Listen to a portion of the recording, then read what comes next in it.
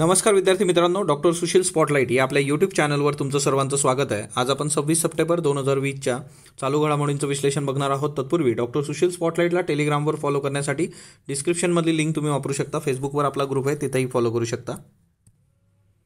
आजची जी पहिली न्यूज आहे आपली ती SP बालसुब्रमण्यम यांच्या संबंधीची आहे। काल त्यांचं निधन झालेलं आहे। तुमच्यासमोर SP बालसुब्रमण्यम आहेत। एकंदरच हिंदी असेल किंवा दाक्षिणात्य चित्रपटसृष्टी तिच्यामध्ये यांना SP नावाने ओळखलं जायचं, म्हणजे यांचं निकनेम जे आहे ते SP आहे। तर SP बालसुब्रमण्यम यांचा जो एकंदरच 1946 to 2020 त्यांचं जे वय होतं 74 वर्ष।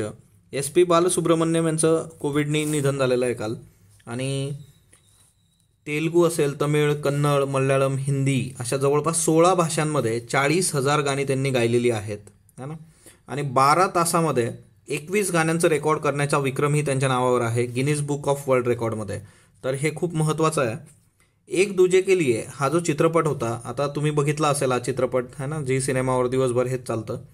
कमल हसन यांच्या चित्रपटातल्या गाण्यांमुळे ते लोकप्रिय झाले होते भारतभर। म्हणजे एकंदरच सुरुवातीचा जो काळ आहे तो दाक्षिणात्य याच्यातला होता, परंतु एक दूजे के लिए हा जो चित्रपट होता तिच्यामधून ते भारतभर लोकप्रिय झाले।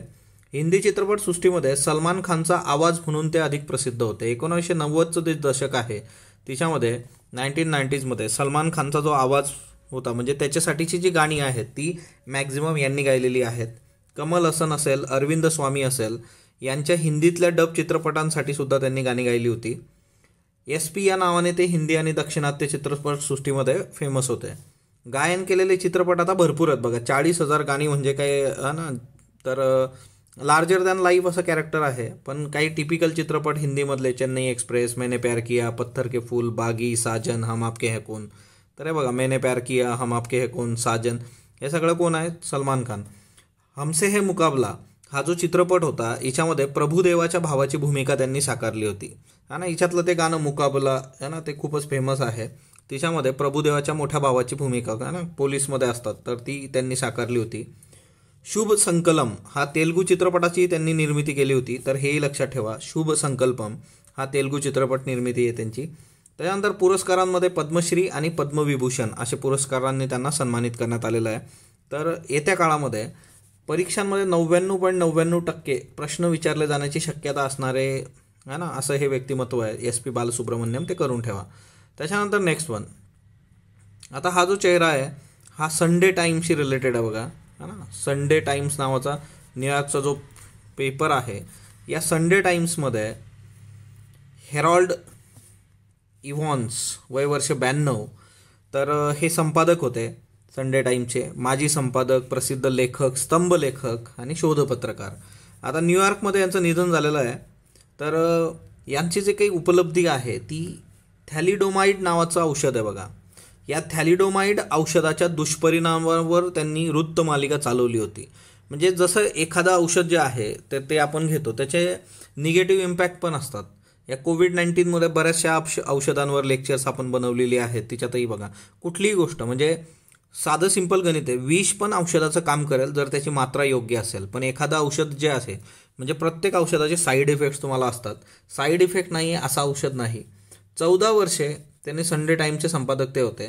2003मध्ये त्यांना नाईटहूड म्हणजे सर हा किताब पत्रकारितेतील सेवेसाठी देण्यात आला होता। सो ते एक लक्षात ठेवा। आणि हिच्यामध्ये ही न्यूज सर्वात महत्त्वाची, म्हणजे कदाचित तुम्हाला हेरॉल्ड इव्हॉन्स यांच्यावर प्रश्न विचारला जाणार नाही, पण थॅलिडोमाइड जे आहे त्याच्यावर प्रश्न विचारला जाऊ शकतो। काही प्रश्न बघूयात आपण बघा। थॅलिडोमाइड, आता हा एम्सचा जो पेपर आहे ना, ऑल इंडिया मेडिकल इन्स्टिट्यूट जी आहे आपली दिल्लीमधली एम्स, है ना, all India institute of medical science. Women who consume the drug thalidomide for relief from vomiting during the early months of pregnancy gave birth to children with no spleen, hare lip, extra figure and toes, under develop limbs. उत्तर जे आहे ते आहे under develop limbs. म्हणजे जो काही गर्भधारणेचा काळ असतो तिच्यामध्ये बऱ्याचदा वॉमिटिंग होणं, है ना, मळमळणं, याच्यासाठी हे औषध वापरलं जातं। तर थॅलिडोमाइडचा जो निगेटिव्ह इम्पॅक्ट आहे आणि तो मोठ्या प्रमाणावर त्याचा जो वापर होता, तिच्यातून काय व्हायचं, अंडर डेव्हलप लिम्स, म्हणजे हातपाय जे काही आहे ते बाळाचे तिच्यावर इम्पॅक्ट होणार। तर हे एक लक्षात ठेवा बघा थॅलिडोमाइड। त्याच्याकरताच तुम्हाला मी हे टिपिकली दाखवतोय प्रश्न। चाइल्ड हॅज फॅकोमेलिया, आता हे टिपिकल मेडिकल सायन्सचे प्रश्न आहेत, है ना। कुठल्या ड्रगमुळे असं होतं, तर त्याचंही उत्तर जे आहे ते थॅलिडोमाइड आहे. म्हणजे एकंदरच प्रेग्नन्सीच्या काळामध्ये जर याचा वापर मोठ्या प्रमाणावर असेल तर हे प्रॉब्लेमॅटिक ठरतं. आणि थॅलिडोमाइडचा यूज कशा कशात होतो, तर बॅचेट सिंड्रोम है ना, इर्थेमा नोट्सोम लेप्रम, HIV इंड्यूस माउथ अल्सर है ना. फक्त हे जे HIV इंड्यूस पेरिफेरल न्यूरोपॅथी याच्यामध्ये त्याचा वापर केला जात नाही. तर ते एक असं थॅलिस है ना, हे जे औषध आहे ते एक महत्त्वाचं. त्याच्यानंतर बर्न शुगर. आता हे पुस्तक ऑलरेडी मी तुम्हाला सांगितलं होतं, अवनी दोशी यांचं पुस्तक आहे आणि बुकरच्या लघु यादीमध्ये याला स्थान मिळालं आहे 2020 करता. म्हणजे बुकर पुरस्काराच्या साठी शॉर्टलिस्ट झालेल्या पुस्तकांमध्ये बर्न शुगर हे पुस्तक आहे. याला भारतामध्ये जे नाव आहे किंवा ज्या नावाने हे उपलब्ध आहे भारतात, गर्ल इन व्हाईट कॉटन असं है ना, भारतामध्ये हे पुस्तक आहे. पण ते कसं आहे, गर्ल इन व्हाईट कॉटन, तर ह्या नावाने भारतात हे पुस्तक विकलं जातं. म्हणजे तो प्रश्नही आपल्याला विचारला जाऊ शकतो. एकतर हे जागतिक स्तरावर तुम्ही बघा, भारताच्या बाहेर बर्न शुगर नावाने आहे आणि भारतामध्ये गर्ल इन व्हाईट कॉटन. तर लघु यादीमध्ये गेलेलं आहे, हेही बघून घ्या, म्हणजे तेही आपल्याकरता महत्त्वाचं आहे. तर या लेखिका आहेत अवनी दोशी आणि हे ॲक्च्युली भारताच्या बाहेर जे आहे की बर्न शुगर पुस्तकाचं फ्रंट पेज तुमच्यासमोर आहे. आणि हेच पुस्तक भारतामध्ये गर्ल इन व्हाईट कॉटन नावाने येतं बघा. आणि याच्यावर लिहिलेलं आहे short list for the Booker prize 2020. So girl in white cotton Avni Doshi. तर भारतामध्ये ते वेगळ्या नावाने विकलं जातं. तर तो एक महत्त्वाचा मुद्दा आपला होता. त्याच्यानंतर महाराष्ट्रामध्ये विडी आणि सिगारेट सुटी विकण्यावर बंदी आणण्यात आलेली आहे. म्हणजे तुम्हाला जर विडी किंवा सिगारेट घ्यायची असेल तर अख्खं पाकिट घ्यायचं, 1-2 घ्यायची नाही, है ना. आता याच्या मागचा मुद्दा काय आहे, सोशल मीडियावर हे खूपच ट्रोल केलं जातं आहे गव्हर्नमेंटला.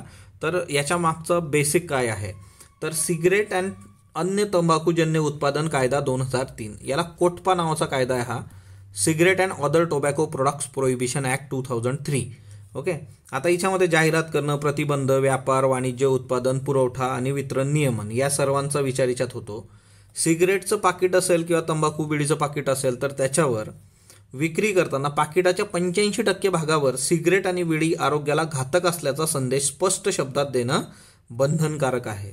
तुम्ही जर कुठलंही पाकिट बघितलं, टोबॅको प्रोडक्ट बघा, तर तिच्यावर ते लिहिलेलं असतं है ना, cigarette smoking is injurious to health. व्हिडिओजमध्ये सुद्धा दाखवताना खाली ती लाईन येत असते. तर ते 85% असणं अपेक्षित आहे. खरं तर हा 85%चा नियम पाळला जात नाही. परंतु दुसरं महत्त्वाचं एक आहे की तिच्यावर तो सडलेला जबडा असतो बघा, त्याचा फोटोही असतो. म्हणजे एकतर तुम्हाला लिहायचं पण आहे आणि पिक्टोरियल पण दाखवायचं आहे. कारण बरेचसे लोक जे आहेत ते निरक्षर आहे, उद्या गव्हर्नमेंटवर ते केस करायचे की बाबा तुम्ही लिहून दिलं होतं पण आमच्या वेळेस जे काही सर्व शिक्षा अभियान नव्हतं त्याच्यामुळे आम्ही शिकलो नाही, मग आम्हाला कळलंच नाही आहे, आम्हाला कॅन्सर झाला. पिक्टोरियल ॲज वेल ॲज रिटन अशा दोन्ही पद्धतीने ती वॉर्निंग असते.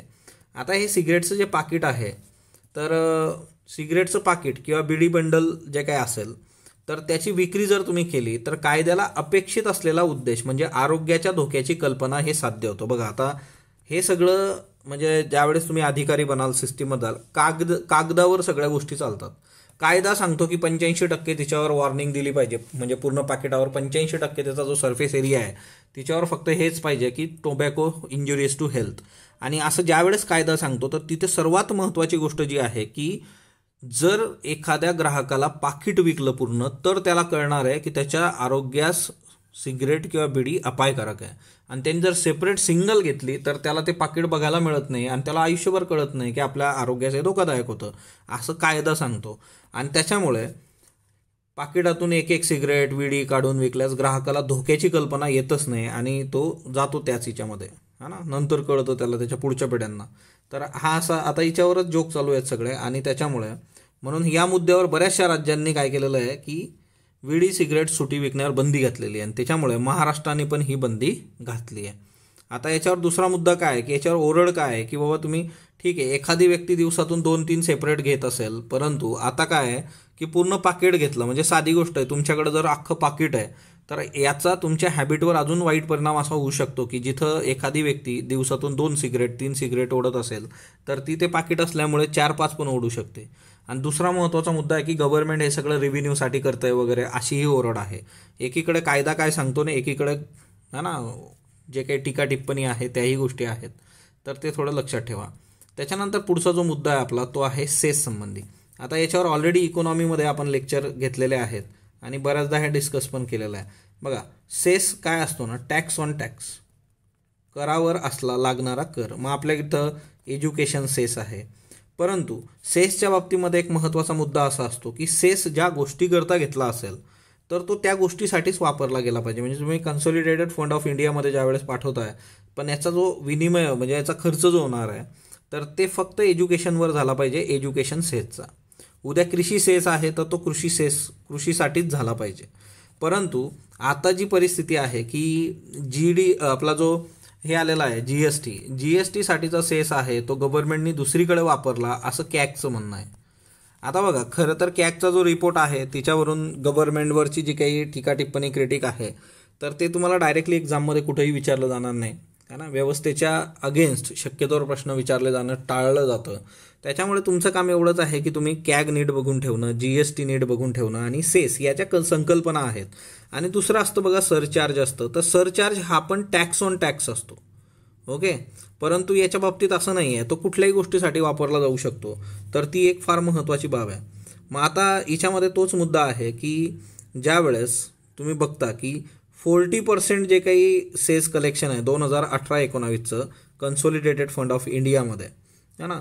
तर फिनान्स मिनिस्ट्री जी आहे तिला हे बघणं गरजेचं आहे आता. आणि ते दरवेळेचं आहे की ज्या गोष्टीसाठी हे जमा करतात तर ते त्याच्यासाठी प्रॉपरली वापरलं जात नाही, ही ओरड आहे, है ना.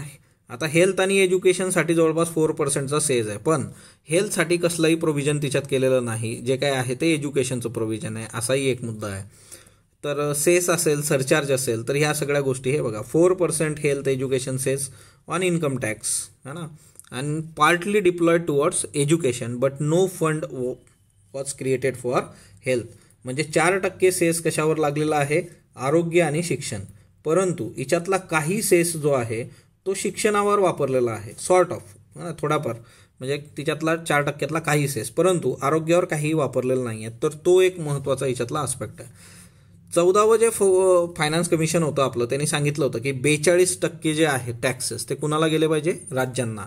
तर इथं आता MCQसाठी एक गोष्ट तुम्ही प्रत्येकाने लक्षात ठेवायची, 15th फायनान्स कमिशन जे आहे, 15वं फायनान्स कमिशन, त्यांनी हे 42चं किती केलेलं आहे, 41 केलेलं आहे. आणि हा 1% कुठं गेला, मग JNKला पाठवलेला आहे. JNKमध्ये जे काही आपण केलेत आता 270 काढून त्याच्यानंतरच्या गोष्टी, सो 1% JNK, 15वं फायनान्स कमिशन. ओके, तर हे MCQ करता लक्षात ठेवा, हा एक महत्त्वाचा मुद्दा आहे आपला. त्याच्यानंतर पुढची महत्त्वाची बाब आहे Friday for future. Friday for future म्हटल्यानंतर ग्रेटा थनबर्ग समोर येते. ग्रेटा थनबर्गनी स्वीडनमध्ये हे सुरू केलं होतं बघा, है ना, ग्रेटा थनबर्ग. आता ग्रेटा थनबर्ग आणि ह्या सगळ्या ज्या गोष्टी आहेत, म्हणजे ग्रेटा थनबर्गनी नीटच्या एक्झामच्या वेळेस पण ट्विट केलं होतं की नीटच्या एक्झाममध्ये तुम्ही विद्यार्थ्यांना, ऑब्वियसली ग्रेटा थनबर्गचा फंडा एकदम क्लिअर होता. म्हणजे हे जे फ्रायडे फॉर फ्युचर आहे की ही जी पृथ्वी आहे, हे वातावरण आहे, हे आपण इतकं दूषित केलं आहे की हे टिकणार नाही आहे, मग कशाला शाळा, कशाला शिक्षण. म्हणून फ्रायडे फॉर फ्युचर, तर एक दिवस जो आहे हप्त्यातला तो पूर्णपणे आपण पर्यावरणासाठी वाहून घेऊ, that is Friday for future. आणि या ग्रेटा थनबर्गनी नीटच्या एक्झामच्या वेळेस सुद्धा आपण डिस्कस केलं होतं की ट्विट केलं होतं भारतासाठी की भारतातल्या विद्यार्थ्यांना तुम्ही अशा परिस्थितीत कसं परीक्षेसाठी म्हणू शकता. तर हा एक महत्त्वाचा मुद्दा होता. आणि आता जे काही स्टुडंट्स आहेत तर त्यांनी दिल्लीला एन्व्हायरमेंट मिनिस्ट्री जी आहे आपली, तर तिथं धरणं दिलं किंवा त्याच्यासमोर आंदोलन केलं ना, फ्रायडे फॉर फ्युचर. आता बऱ्यापैकी ह्याचं लोन जे आहे फ्रायडे फॉर फ्युचर बऱ्याचशा देशांमध्ये आहे, भारतातही. तर त्यांनी म्हटलेलं आहे की we are not asking for our right, not begging to anyone. आम्ही कुणाकडेही भीक मागत नाही आहे. Scrap draft of environment impact assessment 2020. याच्यावर तर खूपच वाद चालू आहे, एन्व्हायरमेंट इम्पॅक्ट असेसमेंट 2020. ओके, पर्यावरणावर काय परिणाम होतो त्यासंबंधीचा जो काही रिपोर्ट आहे, एन्व्हायरमेंट इम्पॅक्ट असेसमेंटचं एकंदरच जे काही स्ट्रक्चर आहे त्याच्या अगेन्स्ट बरंच इश्यू आहे. त्याच्यानंतर एमर्जन्सी, सी आर रायझिंग, है ना, समुद्राची पातळी वाढते. हे सगळे फ्रायडे फॉर फ्युचर क्लायमेटशी रिलेटेड आहे. ग्रेटा थनबर्ग, है ना, 2018मध्ये ग्रेटा थनबर्गनी ही मूवमेंट सुरू केली होती आणि तेव्हा ती 15 वर्षाची होती.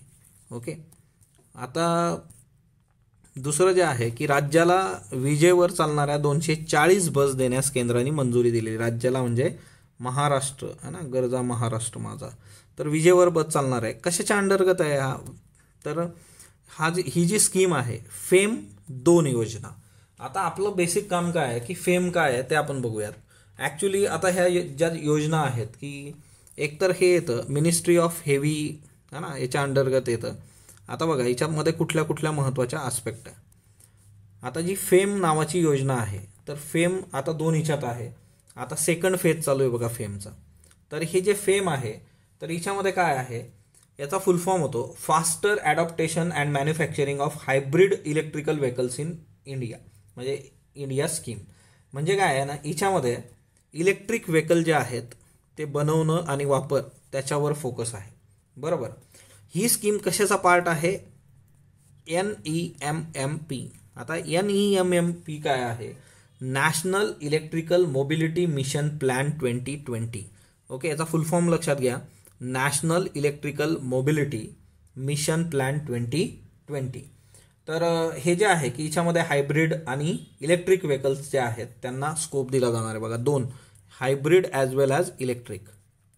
तर हे खूप महत्त्वाचं आहे, hybrid as well as electrical vehicles in India, त्याच्यावर फोकस असणार आहे याच्यामध्ये. ओके, 2020चा जो सगळा काळ आहे तिथून पुढं. आणि ह्या सगळ्या याच्यामध्ये दुसरा महत्त्वाचा जो मुद्दा आहे की हे कुठल्या मिनिस्ट्रीच्या अंडर येतं, तर याची मिनिस्ट्री लक्षात ठेवा, heavy industries and public enterprises, ministry of heavy industry and public enterprises.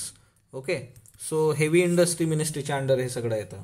आणि याचा जो फेज 2 आहे तर फेज 2 फेमचा जो फेज 2 आहे, फेज 2, तर या फेज 2 साठी 3 वर्ष आहे त्याचे, 3 इयर्ससाठी असणार आहे फेज 2. त्याच्यामध्ये महाराष्ट्राला या गाड्या मिळत आहेत किंवा त्या गाड्या येतात. हां, 2019 ते 2020. ओके, इथून पुढं 2021 ते 2022. तर हे एक लक्षात ठेवा, 3 वर्षासाठी हे असणार आहे. आणि याच्यामध्ये काय आहे की इन्करेज केलं जाणार आहे हायब्रिड व्हेकल, इलेक्ट्रिकल व्हेकल्स, आणि त्यातल्या त्यात लोकल मॅन्युफॅक्चरिंग. म्हणजे भारतामध्ये स्थानिक स्तरावर जर काही गोष्टी याच्यासाठी वर्क होणार असल्या इलेक्ट्रिक व्हेकलसाठी तर त्याला इन्करेज केलं जाईल. तर हा एक खूप महत्त्वाचा मुद्दा आहे की लोकल लेवलला तुम्ही जास्तीत जास्त किती गोष्टी तयार करू शकता तर त्या करू. आणि त्यातल्या त्यात कशावर, lithium ion battery. Okay, so lithium आयनवर यावर्षी प्रश्न अपेक्षित आहे, लिथियम आयन बॅटरी. त्याच्यासाठी जर तुम्ही लोकली काही करत असाल तर तुम्हाला प्रोत्साहन दिलं जाईल, सबसिडी दिली जाईल. तर हा खूप महत्त्वाचा मुद्दा आहे.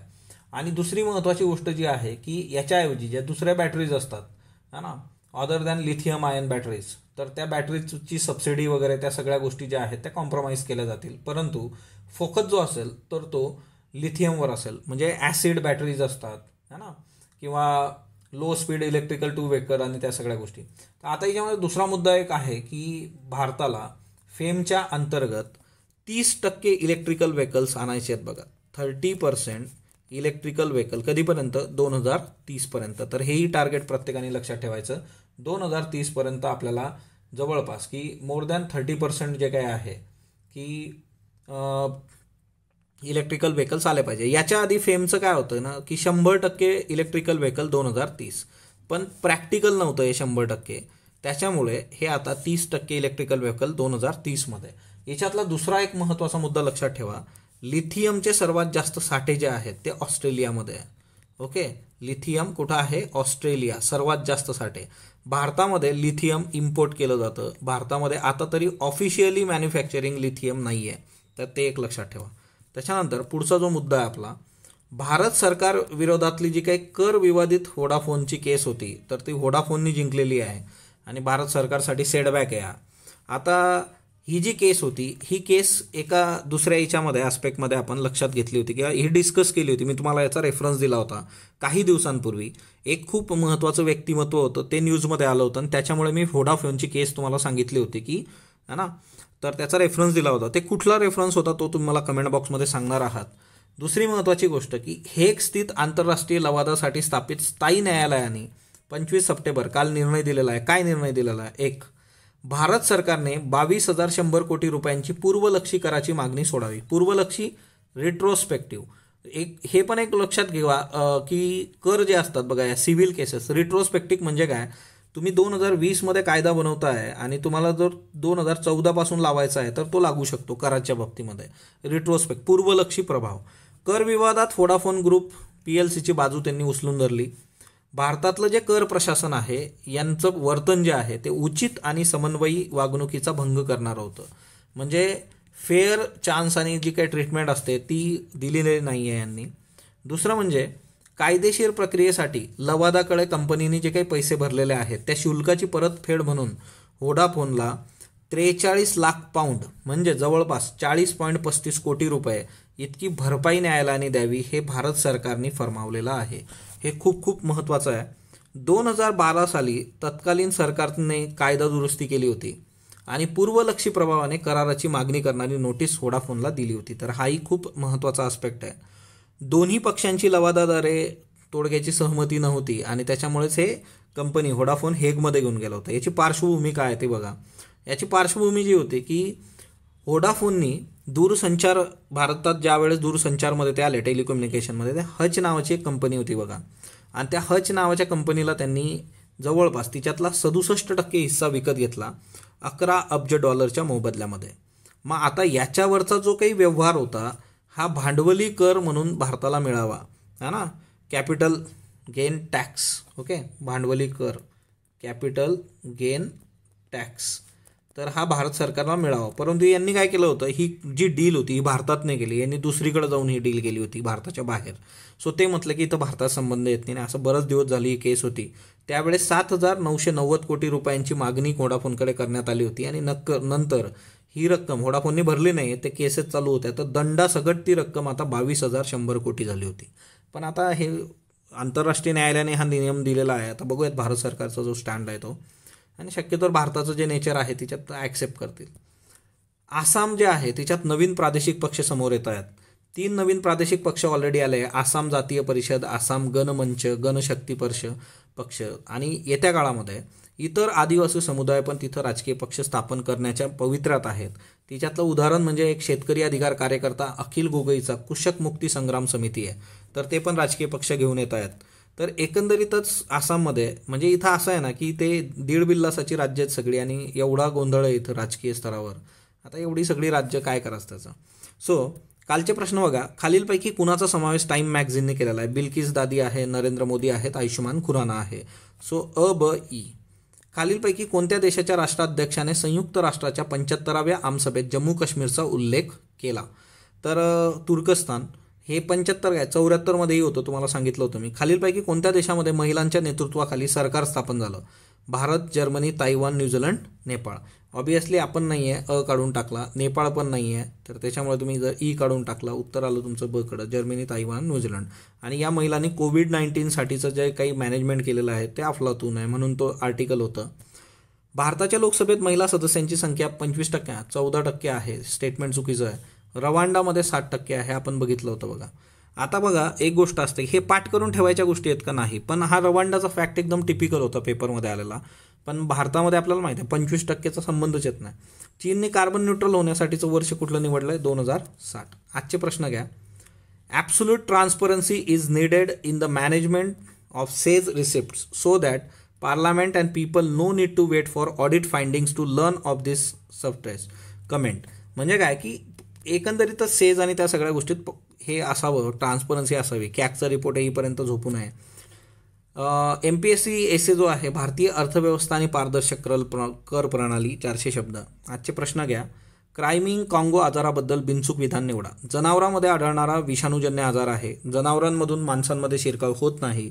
2020मध्ये संपूर्ण भारतात प्रादुर्भाव झाला आहे. फक्त क अ क अ क. हलम समुदाय खालीलपैकी कोणत्या राज्यात आढळतो. त्रिपुरा, मणिपूर, मिझोराम, आसाम.